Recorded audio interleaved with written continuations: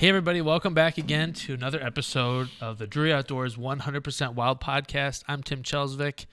That's Matt Drury. Hello. We've got a special guest again with us this week. We got the madman. We got Mark Drury in house. Mark Drury. Welcome aboard. Hey, thanks for having me, guys. Yeah, it's a pleasure. Yeah. It's out of the field into the frying pan. Isn't it about time you go back to the farm? Yeah. I'd You love kind to. of got stuck in the St. Louis area for a little bit because you hit right where the snowstorm hit, and you kind of got stuck here for a few days. I did, and I got the flu. I was headed to ATA, and I got sick as all get out, and I was like, oh, my goodness. And then the snowstorm hit, and I fly out today for Denver and then on to Steamboat Springs for Austin's bachelor party. So that'll be fun. Yeah. And then from there, I fly from there to SHOT Show, and then I'll go back to the farm. Going a little stir crazy. Yeah. Yeah, well, it'll be That's the fun. schedule. Yeah. You got stuck. Not as stuck as I got stuck. You got stuck. Timmy spent 15 hours in his car. I got very familiar with the dashboard on my truck. 15 hours because St. Louis got an unprecedented snowstorm. I think the last time we got that much snow was 1982, and In that area, certainly, yeah. yeah, and so like it literally took me over 15 hours to get home from here at the studio. You got one crappy boss that made you stay did that that? late. Crickets. Full disclosure, I'm at the ATA show. Tim had texted me that morning and said, hey, we're going to get some weather, pretty inclement weather here. It's probably worth everybody leaving at 2. I think I addressed you as Mr. Cratchit. And I had said, and I'm usually the one to say, yeah, let's not, Sure. make sure everybody gets home safe. But it was right when we announced the farm giveaway. perfect storm. Literally right Yeah. at that time. And I said, just as long as we make sure you're there long enough to make sure everything's going smooth and like websites are working and the things like the levers that are 'Cause stuff behind breaks. the scenes, it breaks. Yeah. And what can go wrong will go wrong. And literally that 45 minutes, because you requested to everybody leave at 2. I think everybody else did leave at 2. And you Pretty stayed close. till like 2:45. In Yep. that 45 minutes, it cost you 15 hours of and I am very sorry for that. I apologize. We're texting all night. I'm like, dude, I am so sorry. It was really nice to hear from you guys. Like, I think you texted me around midnight, like, "Hey, what's your status?" I'm like, "Still on Highway 44," and I could have left. I could have got out of my truck, and I'm a runner, so I could have literally hiked or ran the distance back to my house. But there was no place to pull over that was safe for my truck or all the goodies that were inside of it. So I Must have had his bow inside. did. I dare somebody to come did mess not with want me. that to I'll watch. sit for 30 hours. I just had visions of my truck with busted out windows and everything being gone and Yeah. plowed in and everything. So it was unprecedented, but it really does kind of like I'd gassed up at lunchtime, and I had some groceries in the truck with me, and I wore my boots that morning, and I always have stuff with me just in case. And you look kind of crazy, but you're not quite prepper level. Hey, one time since 82, it paid off. Yeah. No kidding. Well, a couple years ago we got an ice storm, and Yeah. I had to walk 2 miles back to my house because we live down in a valley. Yeah. And I had boots and I had a hat and gloves. Makes and a stuff difference. that- It really does. Hunters It really can does. prepare like Always. any, like no one else can quite do it like a hunter. Because somebody had just told me this when their little girl went to college. And it was a story, I forget who told me this. When their little girl went to college, he said, if anything goes wrong, find the guy wearing a camo hat because he's going to be the That's guy so that'll true. get you out of that, to help you and get Get you it out of done. that situation. That's an interesting way to look at things. When Yep, things they're go pretty wrong, self-sufficient. in the big world out there Yeah. where everybody thinks that guns are scary and what we do is crazy and we eat what we kill and all of a sudden that hunter becomes the guy you want to talk to. Like, how do I get my butt out of this situation? It was a great reminder that there are things that we can't control. Yeah. Like you can't tap or swipe to make this situation change. This is a reality. Yeah. You're literally stuck on the highway. Yeah. So, but I made it out and I'm here. And I'm thankful for that. And again, I apologize. No worries. It was a great test of skill. I think Mark's got a favorite part of your journey there that he likes to think about. The fact that Tim fell asleep somewhere deep in the middle of the night and the cars made an additional 200 or 300 yards, he awoke to he awoke to people on there honking at him. Go. Make up that turn. They're going to pass us. And so I like get the truck turned on and I gun it and go forward and then I stop. And I'm literally there for another probably 6 or 7 hours. Going back to sleep now. I love the fact that they honked at him. Yeah. And I couldn't sleep after that because I was Well, no. terrified that I was going to be. And they're back there. Look at this. What's this jerk's problem? Well, relaxed. I mean, I can only imagine that everybody's nerves were at because who knows, families in cars, elderly in cars, gas people, levels gas running levels, down, you're water, bathroom, it's all a pain in the most butt. people, I'd say, this is in the St. Louis city limits, so most people are not equipped to think definitely. about, Yeah. dire, straight situations like that. I think a hunter has a different mindset. Yeah, I was like, You wait it out. if anyone can sit in one place for a long time, it's a bow hunter. So Yeah, I'm no good. Especially you, I can the do season this. you had. Right. It was a rough season. I finally did get a buck killed. It wasn't the biggest of bucks, but It was awesome. It was a nice buck, and he came right. After I went and found him. So when I see a nice buck walking towards me, my dad always told me when I was a kid, don't look at the rack because you'll end up shooting the rack because you'll focus on it. And so I don't spend his entire right side G2 was busted off. He was a fighter, but he came right to the tree 20 yards and the camera rolling. I was like, I'm going to shoot this deer. I was proud of it and happy to You to have self-filmed it too, didn't you? I actually had a buddy Oh, film did you? it. Okay. Yeah, and so if you Well, go, that takes away from this then.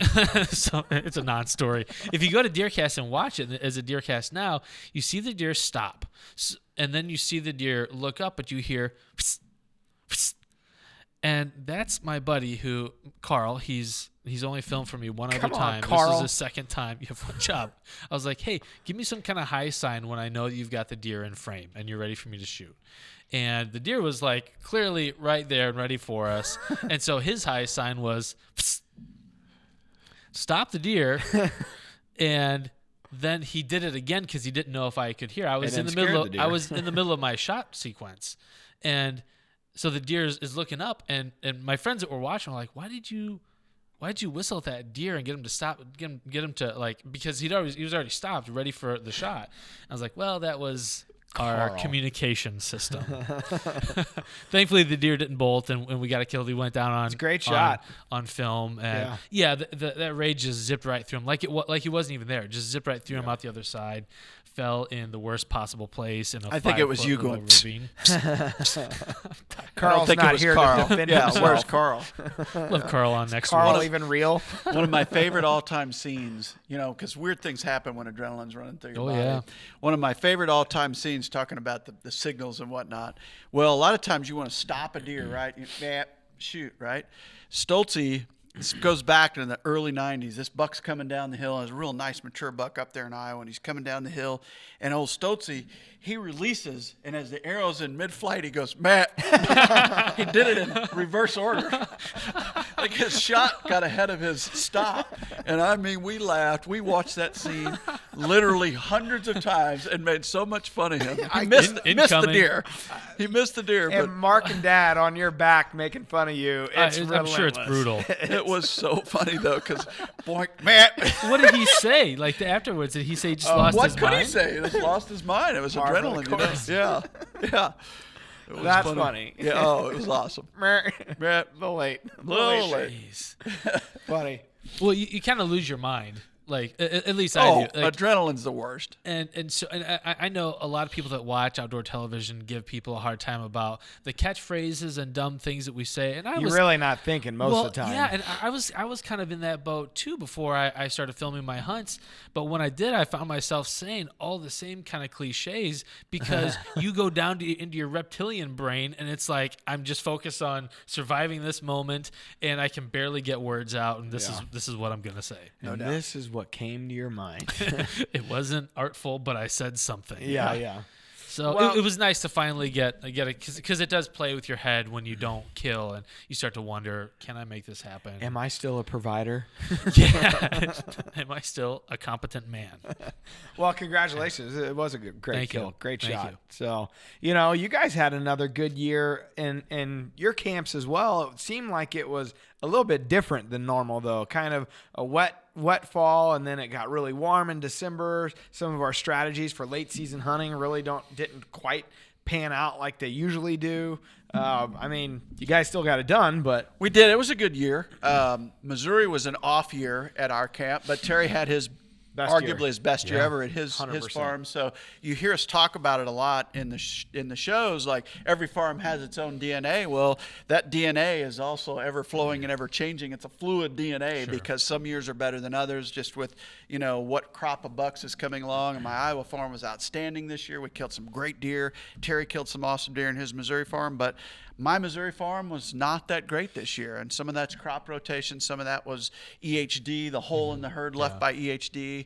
I personally think next year in Iowa we're going to have a tougher year, but Missouri could probably help us next year because the herd looks like it's going to be in a little bit better shape. So it's ever changing, as you've seen with your lease, and as you saw with your own personal hunting. Your farm kind of turns over about every 6 or 7 years. And Texas was a little different for you guys this year too. They put a lot more cattle on the ranch, which is out of our control. It's a lease, and it really changed deer patterns on a lot of the ranch. So therefore we had to adjust and try and figure it out. And that's hard to do when you're there for 3 days, 5 days, or 6 days. You got to go in, and we were checking our cameras. We'd go sweep all of our cameras at night because we didn't want to interrupt the areas during the day, and trying to figure out where we were seeing mature bucks. And it was just a challenge. I mean, we got it done, and we killed some nice deer, but it was not without a lot of hours in the stand this fall. Man, we hunted hard and long. And they had a really wet, summer into fall, horrible. Right? The mud kept us out of so many spots. What the cattle didn't affect, we couldn't get into because of the mud, and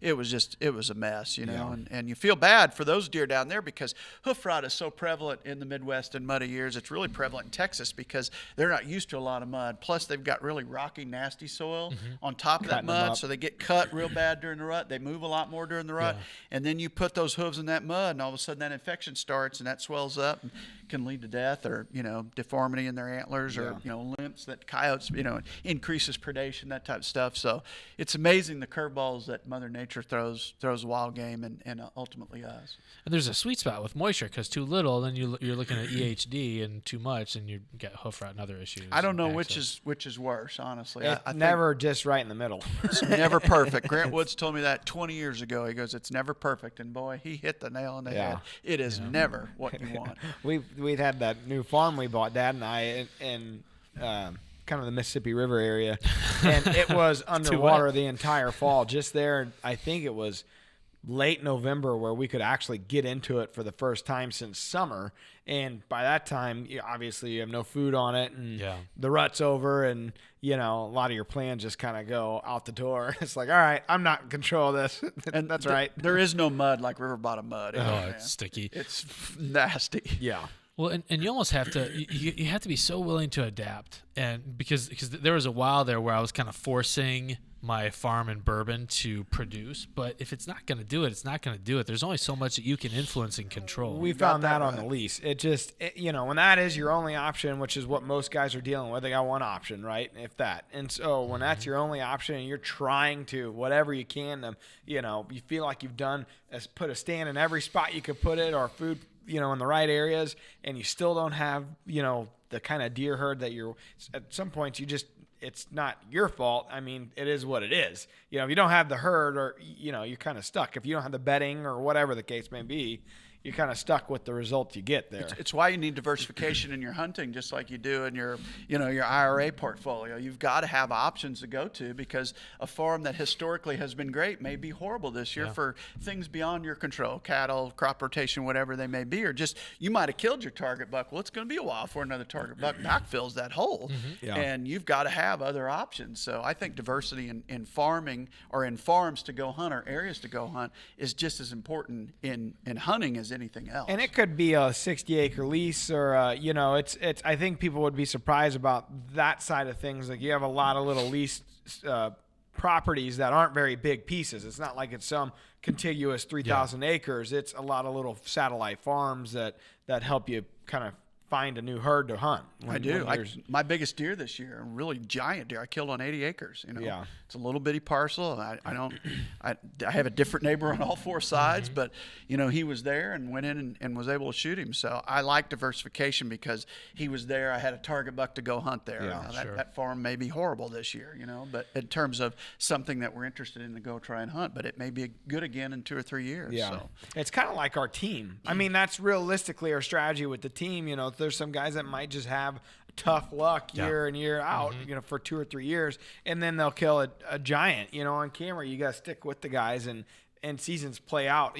Very few of them have just like a Tom Ware or somebody that John Odell where they're going to kill, several deer every year and several properties. Most guys, it's an ebb and a flow of their seasons, from year to year, and you just kind of stick with it. And I think that's probably because of what you're saying, how their farms are. No doubt. Deer hunting's a numbers game.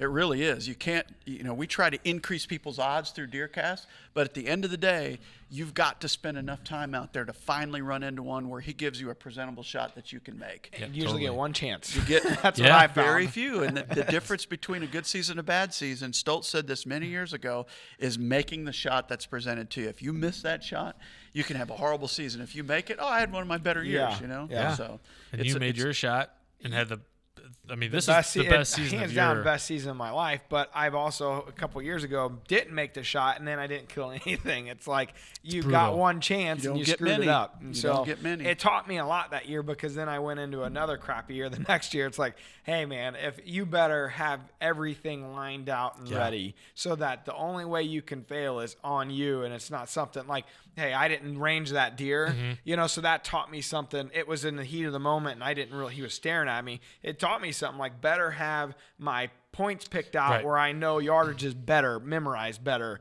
And so that's something every time I get in a stand, it's like, all right, I'm ranging. It's like, generally speaking, this is 30 yards. Generally speaking, that grass patch is 40. Give me a baseline at least, because it totally killed me. Make a mistake on that. once, not twice. Yeah.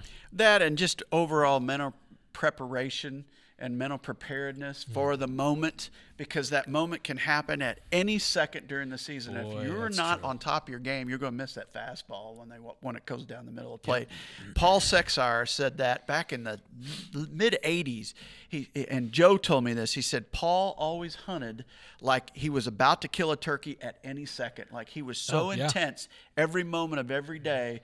And when a turkey presented a shot, Paul always made the shot. And I never forgot that piece of advice. And that's especially true for deer season. You let your guard down and a deer comes in and twists you in knots and you blow it, you feel horrible. Yeah. And it will fatigue you. If you keep on the edge that you need to have in order to kill a deer, you will be fatigued by the end of the day. If you get done hunting and you're not tired, then you weren't ready enough, in my opinion.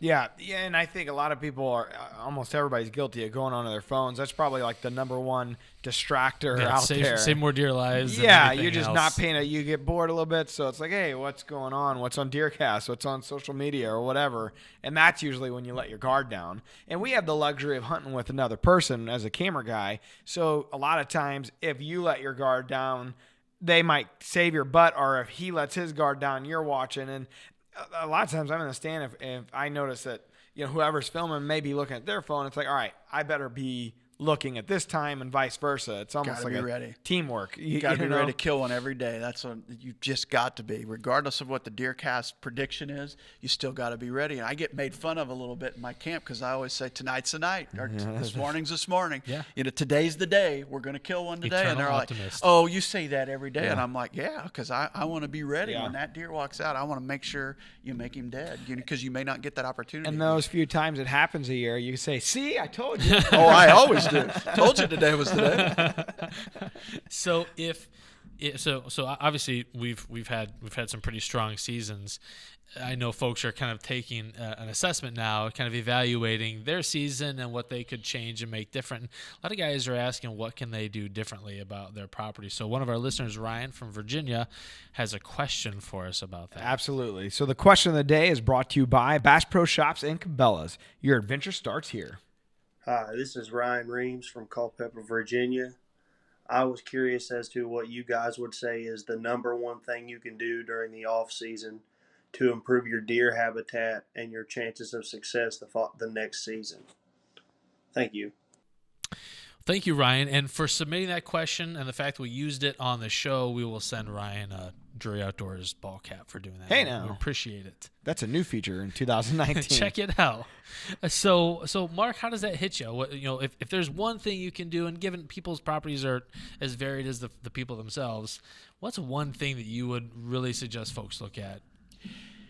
That's a tough. You can't just pick one. Sure. I mean, I hate to answer it that way, but You're Ryan, dodging the question, Mark. I know, but you got to look at everything. Yeah. And when I look back at any season, like as I'm sitting there, I'm correcting things. It's like that needs to be corrected. That needs to be corrected. Just sitting in the stand, I've got to put my camera here, not there. So it's an ever-changing, always correcting. If I had to pick one thing, I would probably hone in on food. Because it's so important to attract a whitetail into your area, to make sure that you have the food source that is palatable to him during the times of the year that you're going to be hunting him. And that palatability changes throughout the year. So go into this coming year with a strategy that takes food source to the next level. In other words, if you're going to hunt that deer or that target deer, we talked about this the other day. If it's on your leash and you have the best luck during the early season, plant a food source that is palatable during the early season. For me, that early season strategy is always biologics deer radishes. We kill so many on those radish fields. It's either that or non-typical clover, one of those two things. Plan or plant around the time of the year that you're going to hunt that particular deer. If it's the rut, that's a different strategy. If it's the late season, that's a different strategy. During the rut, I like clover. During the late season, I like winter bulbs and sugar beets, or I like a grain crop like corn or beans. So look at the deer, pay attention to where he's coming in and out, what food source he prefers, and then plant to kill that deer based on that food source during that time of the year. So have some forethought into your food plots. Second on that list, I would try and increase cover if you don't have it. Third on that list, I would increase water just in case you run into a drought this coming year.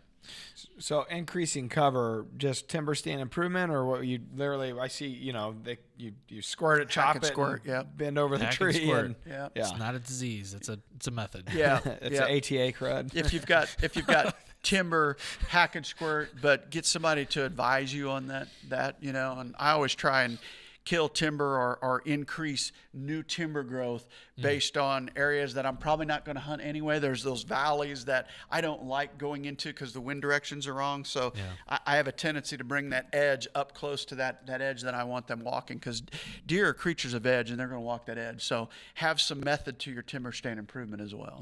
One thing I've really learned from you, Mark, is the kind of the sequencing of food sources for deer in a plot. And you mentioned food being kind of the number one priority. Is there a scenario, like say a guy's got room for one particular plot, can you use that one plot and plant differently in that plot so that it's got something for the deer all season long? No doubt about it. We do it often. Like we'll have an early season strategy within bow range that might be deer radishes, and then a late season strategy that's soybeans, out there at a gun range or during the rifle season. So it depends on the size of the plot. Yeah. If the plot's limited to the point that it's a half acre or less or a third of an acre or less, I'm going to plant one food generally, or I'll plant two and have a dividing line right at my stand to make them go from one to the other to incentivize movement. But if it's a small enough plot, I'm going to go with biologic non-typical clover. If it's large enough, of course, I'm going to have an early season strategy around deer radishes or clover, and then out there a little bit further, I'm going to have beans, corn, or winter bulbs and sugar beets, or last bite. Okay, that's good. Yep.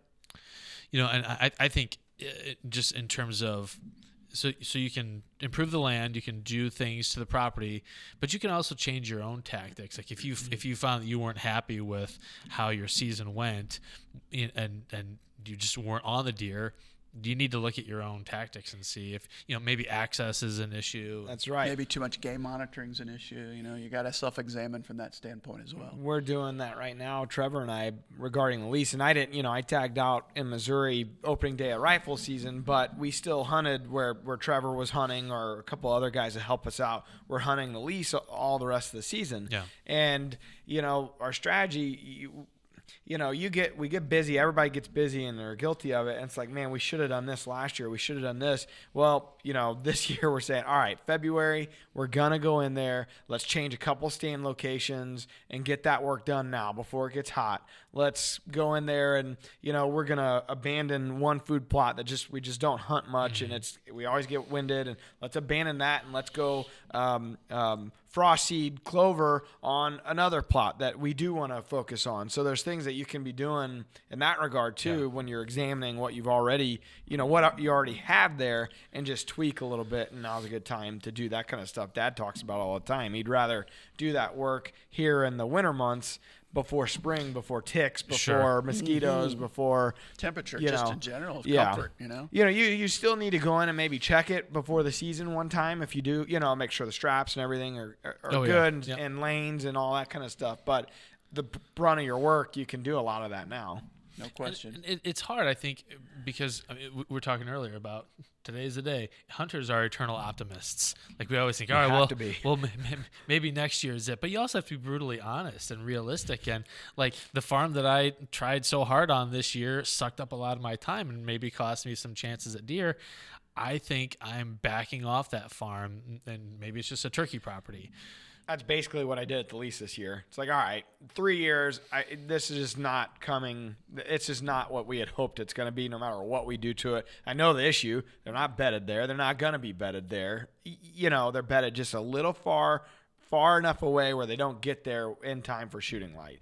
The rut, it's great. You got a week, so let's, to your point, like, all right, let's know when we're going to hunt there. If you got a deer early season, you might be able to get on them if you got the right food. But other than that, let's not waste our time. It's the rut farm, which I'm not going to be there during the rut. Realistically, I'll likely be at Dad's or be, at this new farm and on the river if it's not flooded. There's other places where there's more deer. So you just got to have the right expectations realistically. And now is really the time to commit to do those things because the sting of deer season is still Fresh. there. Yep, it's The still kick me sign still in your back. Exactly. And so you probably are more committed now than any other point in the year. So to really lay out a plan to make something happen. If you don't write it down, it's unlikely it's going to happen. So make a goal. How big Do your it. plan? It's big. It's a big list. Big goals. Got some deer I'm focused on next year. So it's really about an individual deer that I know of. So we're going to go in and kill them next year. I know you will. We're going to try. It'll happen. We're going to do everything we can to be on that deer and know how to kill them. But we had 2 targets going into this year. One was TNT, one was Sidekick. Sidekick eluded us yet again. He's going into his 8.5-year-old season next year if he lives. And I know we're going to kill him next year. I really feel confident in that. I learned some more things about him this year that I didn't know last year. But we did get TNT killed this year. John Paul killed him. So that's pretty cool. That was pretty cool. So, and when you say you know a few more things this year than you did last year, all based on trail monitoring, or did you guys see him have any encounters? Or we never saw him. Wade saw him one night. He was scouting another field with a spotter, and he caught him cross a hump. One night. It was the only time he was seen this year. Just caught him through the warm season grass just Like for a an ghost. instant. Yeah. For an instance. And I had a camera on that field, and we got him there a bunch during daylight. So, and I hunted him there and ended up killing the deer that I killed there late season. I was hunting Sidekick, but he was there too, and I wasn't going to pass that giant 10 to wait for Sidekick. I probably should have, but shooter in hand is worth Sidekick in the bush. Certainly. well. So we'll get him next year. Awesome. Him or some other ones. I got some other really big deer I'm after. Sidekick's in trouble. Hopefully, but he's 8.5. I have a feeling he wore his best rack this year, but Sure. it won't matter. I mean, it's Sidekick. Yeah, great TNT story. went down. But it is what it is. You never know. You might have a wet spring. He could turn into a mega monster. We'll TNT see. was cool. He had a lot of cool character to his Yeah, a big, massive Yeah. dog. You just don't see that kind of mass very often. Yeah. Yeah. Sweet. Yeah. All right. Cool deer. Well, do we feel like we covered the topic well enough, or at least good enough to give him a starting point? Yeah, like Mark said, I mean, it's a big question without a silver bullet kind of answer, but food is priority. I think, just a food strategy. Don't just go plant a damn food plot. Plant something that you think is going to kill your deer at the time of the year you're going to hunt him the most, or the time of the year that he was on your farm. Yeah. Just because you have nighttime pictures in July and August doesn't mean he's going to walk out during daylight in September. Look at your pictures from this year of a target deer and then hone in on him next year based on what he did this year. Yeah, because they are creatures that have it. There's a good chance 100%. that they will be back in that general time frame again. There's a lot of outside factors, but by and large, we've seen that happen to enough deer across enough properties, not just ones that are highly managed where all right, generally speaking, he lives here this time of year for whatever reason. No doubt. And analyze your pictures, man. Don't let that bit of information just go away on a card. Don't erase it the next time. You keep those pictures, keep them in a file, whether it's that deer's file, whether it's that farm's file, that plot's file, whatever, so that 6-7 years from now you can access. You're going to learn something from a deer this past season that's going to help you 5 or 6 years years from now. I do it all the time because I've got every picture from 2007 through current day. I have 250,000 photos that I've saved of that you've kept. racked bucks, that caught my interest when I was looking through the card. So you can go back in time and go, you know what, these two deer's home ranges are similar. I'm looking at what this deer and what he did during that time of the year, because oftentimes they'll do the same thing. Will you ever stop monitoring via trail cams during the year, or do you keep it going? Yeah, I pull them right now. Yeah. Okay. Yeah. Curious. Yep. Just for, the health and wellness of the camera. I don't want it getting tore up in the weather and theft, because we really, is a big one. We really deal with a lot of theft, Yes. in terms of shed poaching and Yeah. people just walking the farms, and it's hard to catch guys. Yeah. They're walking the farms hunting for sheds, and then all of a sudden they see, oh, Hey, shoot, sweet, my Reconyx. picture's taken. There's a $600 Reconyx, Yeah. It's like. And they got codes all, Yeah, I code lock all I mine. code lock all of them. They can't do anything with it, but they know their picture was taken. What's the code that you use? It's TIMK. Sweet. It's your name, Tim. So now you can remember Thank it. you. Thank you.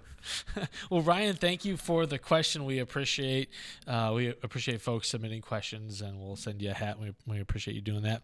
If folks want to subscribe to the show, if you haven't already, it's easy to do though. Easy to do that. Go to Apple Podcasts or the Google Play Store. Search for Drury Outdoors 100% Wild Podcast. You can also subscribe via YouTube if you want to see what we look like while we're talking. It's sorry ahead of time. Good time. What you see is what you get. Sorry, gang. And also, if you're not on DeerCast, go to DeerCast. Get DeerCast. It's the place for all the farm giveaway. Yeah, absolutely. We shenanigans. kind of glanced over it, but all year we're going to be talking about this at the end of the podcast. The one big thing that we're doing, it's monumental. We're giving away a farm for our 30th anniversary this year. So the way to sign up for it, you go make sure you got the DeerCast app if you don't already. If you do already, make sure it's updated to the latest version. Go to your Google Play Store or the iTunes Store and make sure you've got the most up-to-date version. And from there, there's a little tab at the bottom right-hand corner of the menu bar. It says Farm Giveaway. Click it. You enter in. You click from there. You click a link that says Enter here to enter the farm giveaway. Yeah. And it's literally that easy. And you're entered for not just the farm giveaway, but all 12 months of prizes that we're giving away from our partners. So there's a lot to check out there. But 13 lucky people are going to be taking away some really awesome stuff. Yeah, pretty sweet. 30 years. Yeah. It flew by, right, Mark? It did. It did.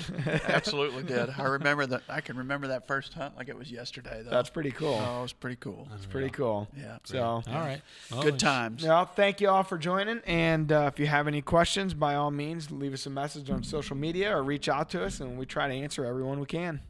All right. We'll see you. All right. Peace. Thank you. We're adding new videos every week, so make sure to click that subscribe button and check out all of our amazing content. This episode of DoD TV was brought to you by Bass Pro Shops and Cabela's.